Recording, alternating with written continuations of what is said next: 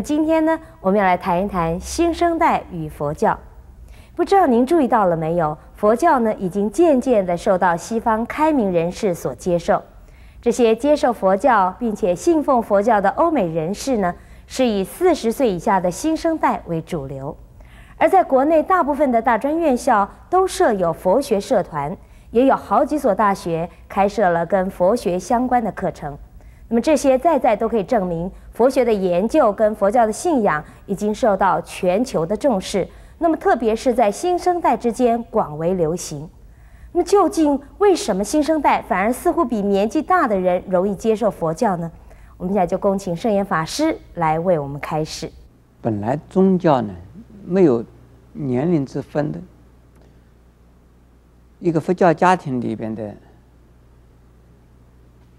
青年或少年呢，他应该出生的时候就是一个佛教徒，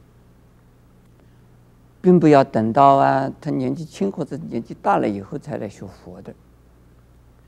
可惜的呢，我们中国人也可以说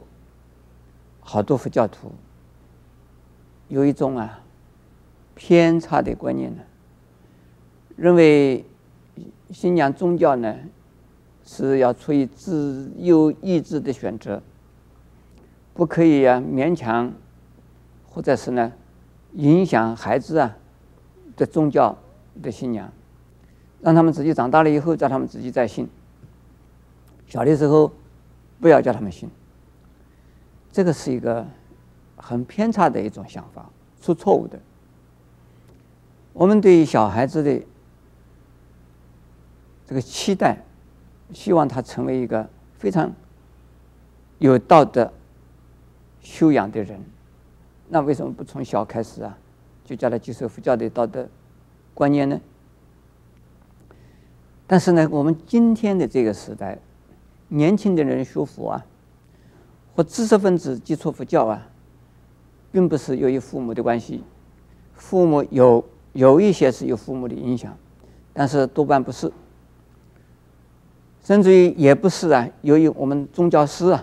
去主动的接触他们来吸引他们的，而是呢，他们现在生存的这个环境，在物质上相当的富裕，但是精神上相当的空虚。还有我们的社会如果是在战乱、饥饿的情况下的人民呢，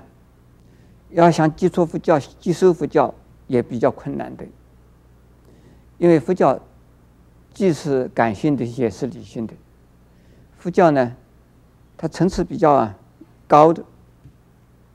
它有哲学的背景和理论的架构在那地方。要真正的理解佛法，就成为一个正信的佛教徒，还是要有一点程度的，要有一点教育的程度。但是呢，一般的人呢，这是希望能够从宗教的信仰得到安慰那就不一定要对佛教的理论架构、哲学的观念要有所认识，还有佛教的修行方法有一套完整的修行的方法的，在一般的人呢都不容易接触到，接触到也不容易能够接受它。原因就是说，正在饥饿线上，正在战乱之中，他怎么可能有这个机会，有这样的一个时间来接受佛教呢？但是今天这个时间虽然处处都有斗争，有政治的问题，也有战乱，但是没有大战乱了。战争的时候也只有几个星期、几个月就结束了，而这是局部的，而不会一卷多少地区统统是在战争之中。所以许多的地方，许多的人在物质生活以及生活的环境已经是没有问题的，但是在精神上面不知道何去何从。那么在一般的基础宗教，仅仅是强调信仰的一种宗教很有用，但是不能够满足有思考能力的人，特别是年轻的人，有一种不是反抗性，而是一种批判性。对于原有的古老的继承的事实和社会，是站在一种考验和观察的态度，研究的态度，觉得那一些一般的就是基础的宗教不能够满足他们的要求，那么物质的社会的制度和建设也不能够安慰他们心灵的空虚。这个时候接触到了佛教，就变成了佛教徒。因为佛教它是既然有理论，又有方法，理论可深可浅，方法可大可小，可多可少，而且有什么人就用什么方法，不是说任何人来都是大锅菜，不是你什么样不同的人来就给你不同的法门，所以叫做法门无量，有吗？有。不同的人、不同的民族、不同的文化水准和背景的人，可以接收到不同的讯息，不同层次的、不同方式的修行方法或修行的模式。因此呢，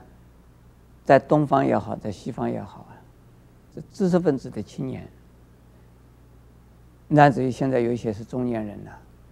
都很喜欢接触佛教，而接受佛教。那么像这样子的一种方式呢的原因呢，所以东方也好，西方也好佛教徒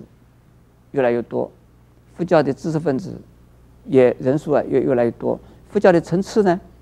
不是说越来越高，而佛教的层面呢越来越广，层呢就是高了，广呢就是大了，就是我们佛教是见低即低，见高即高，见大则大，见小则小。我再说一次，就随缘不变，不变随缘。能够随缘的话，能够包容所有的一切宗教、一切学问、一切的人、一切的众生。所以呢，因为有这样子大的一种包容性呢，这个佛教，所以这个受到现代人越来越多的知识分子和年轻人的欢迎，这个是一个主要的原因。